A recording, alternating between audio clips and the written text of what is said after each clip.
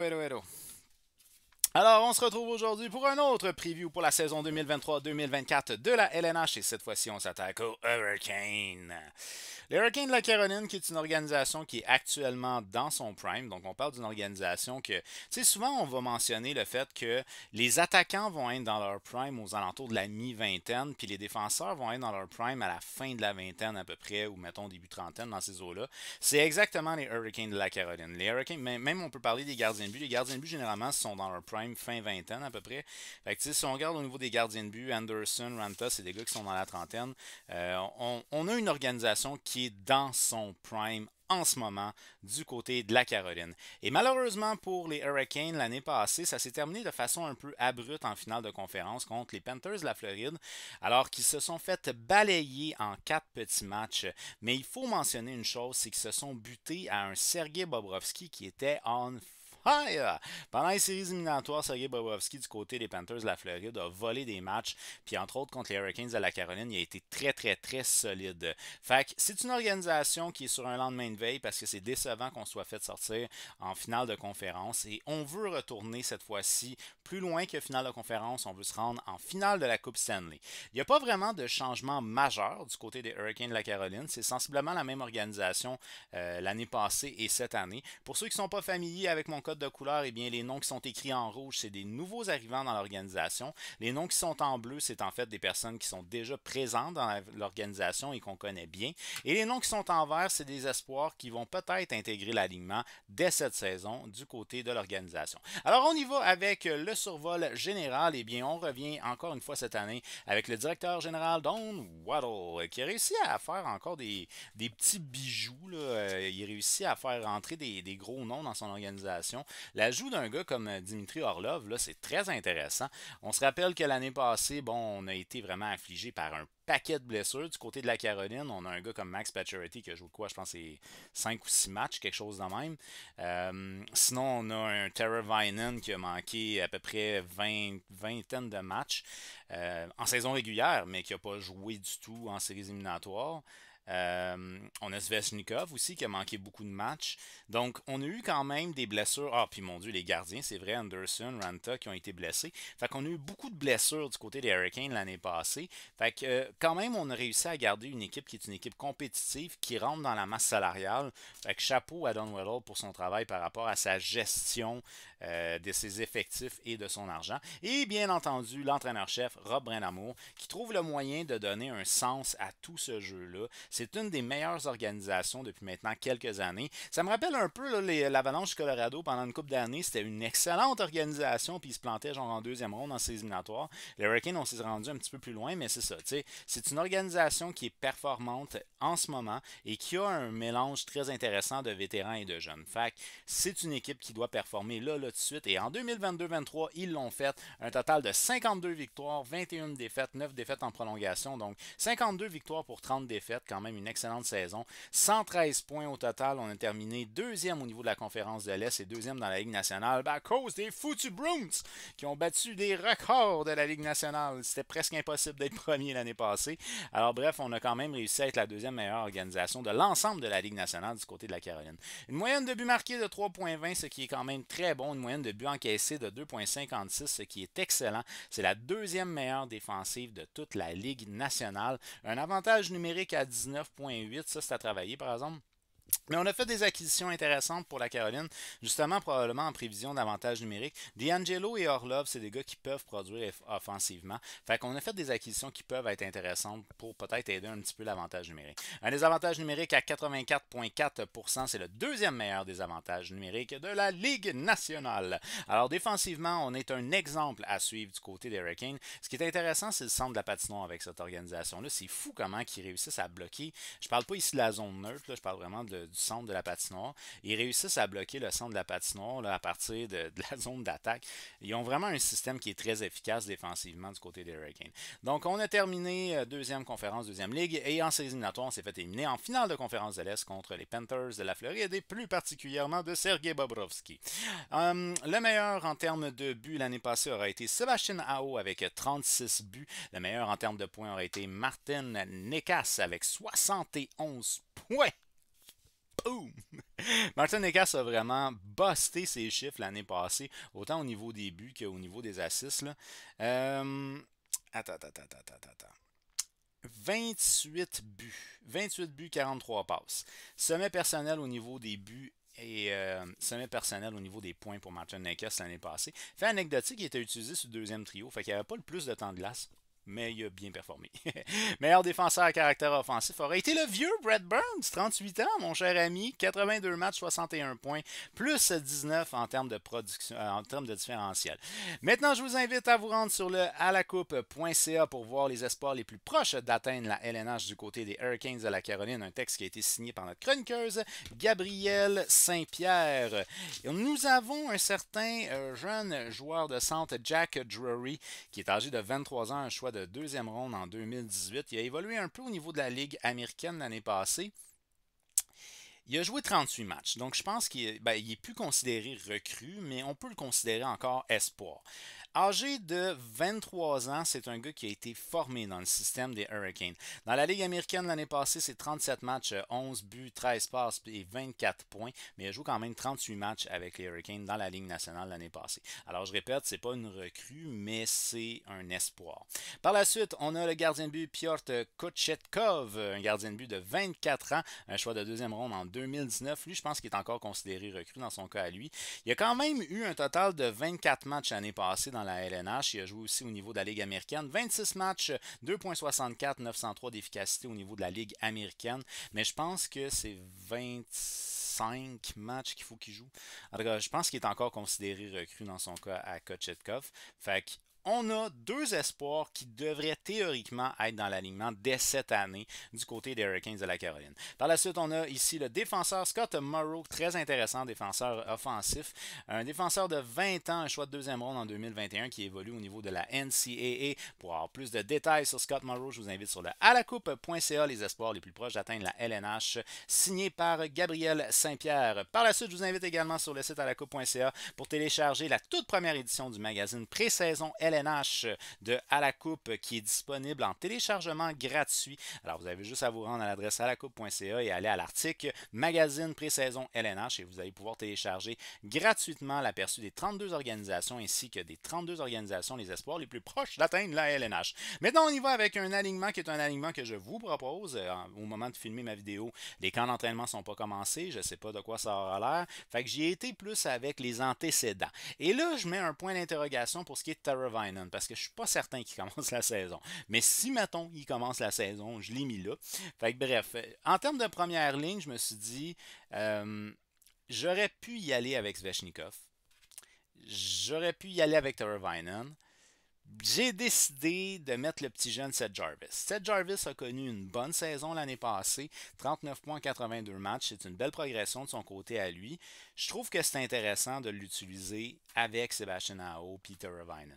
Fait que bref, moi en termes de première ligne, j'ai été avec des gars qui ont peut-être plus d'expérience. Tara Vinen, 28 ans, 37 points en 68 matchs l'année passée. Comme je vous ai dit tantôt, il a été blessé, donc il a manqué plusieurs matchs, 68 seulement de jouer au niveau de la saison régulière. Il n'a pas été présent en ses éliminatoires à cause de sa blessure. Sébastien Aho, lui, c'est 67 points en 75 matchs. Un petit ralentissement au niveau de sa production offensive dans le cas de Sébastien Aho. Par contre, en séries éliminatoires, ça n'a pas été si pire que ça. De mémoire, il me semble qu'en séries éliminatoires, il y avait 12 points en 15 matchs, donc pas tout à fait un point par match, mais on est quand même relativement proche. Là. Dans le cas de Seth Jarvis, c'est un jeune homme de 21 ans, 39 points en 82 matchs l'année passée pour ce qui est de Seth Jarvis. Fait qu'on a quand même connu une bonne saison. Il y a 10 points en 15 matchs, Seth Jarvis. 10 points en 15 matchs en séries éliminatoires pour ce qui est du jeune de 21 ans. Fait que c'est très intéressant. Par la suite, en termes de deuxième ligne, j'ai été avec Svechnikov qui, lui, a manqué un bout de saison régulière. De mémoire, il me semble qu'il a joué un peu en séries éliminatoires, mais pas beaucoup. 55 points en 64 matchs l'année passée. Un bon ratio point par match ici. Et là, on a notre cher Jesperi Kotkaniemi. Meilleure saison en carrière du côté de Jesperi Kotkaniemi. 43 points en 82 matchs pour ce qui est de l'ancien joueur du Canadien de Montréal. C'est un sommet personnel non seulement au niveau des points, mais également au niveau des buts avec 18 buts pour ce qui est de Jesperi Kotkaniemi. Fait qu'une excellente saison de son côté à lui. Puis je pense qu'on peut dire avec certitude qu'il est maintenant le deuxième centre de l'organisation. Pour ce qui est de Stahl, son temps d'utilisation a quand même il est limité. Il est limité. Fait que Kotkaniemi, 43 points en 82 matchs que je fais jouer avec Svechnikov et Martin Necas qui lui 71 points en 82 matchs l'année passée. Une saison exceptionnelle sur un point de vue de la production offensive pour ce qui est de Necas. Par la suite, en termes de troisième ligne, c'est la particularité des Hurricanes. Les Hurricanes, honnêtement, là, ligne 3, 2, 3, 4, ça peut jouer. Là, parce que Bunting, 49 points en 82 matchs l'année passée. Dans le cas de Bunting, on nous arrive des Maple Leafs de Toronto.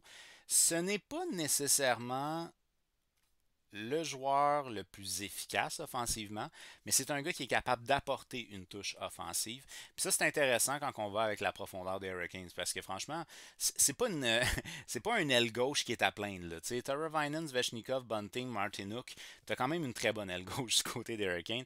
Fait que, bref, c'est difficile d'être capable de se monter un peu plus, mais Michael Bunting a connu des bons moments chez les Maple Leafs l'année passée. Qu'on fait jouer avec le jeune Drury, Jack Drury, c'est 8 points en 38 matchs l'année passée.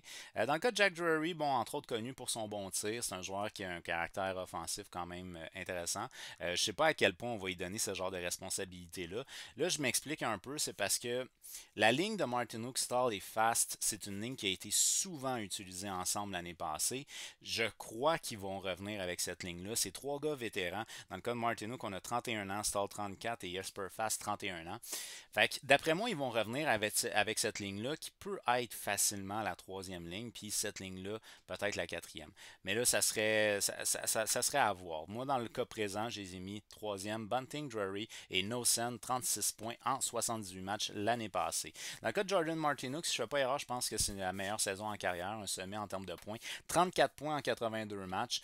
C'est un gars qui peut sortir fort, surtout, tu sais, quand que tu parles de profondeur, c'est un gars qui peut sortir fort en termes de profondeur. Assurément, c'est pas un gars qui va sur la première ligne, par contre, là. Mais c'est un gars quand même qui a apporté des services intéressants du côté de la Caroline l'année passée. Par la suite, on a le vétéran Stahl là, qui est 34 points en 81 matchs et finalement Jesper Fast, 29 points en 80 matchs. Du côté des Hurricanes de la Caroline et de Don Waddle, on a signé des gars que je n'affectionne pas particulièrement et Brandon Lemieux en est l'un d'eux. On a donné une chance à Brandon Lemieux qui nous arrive du côté de Philadelphie. L'année passée, il a joué à Los Angeles et puis après ça, il a fini sa saison avec Philadelphie. Brandon Lemieux, c'est un joueur agitateur. 9 points en 45 matchs l'année passée. C'est ça, c'est clairement pas un de mes favoris, mais bon, ça peut être utile en séries éliminatoires d'avoir des gars qui dérangent comme ça. En termes de défenseurs, ben là, les paires de défenseurs, là, j'ai pas réinventé la roue. J'y étais avec des paires de défenseurs parce que Rob Brenamo, il est stable.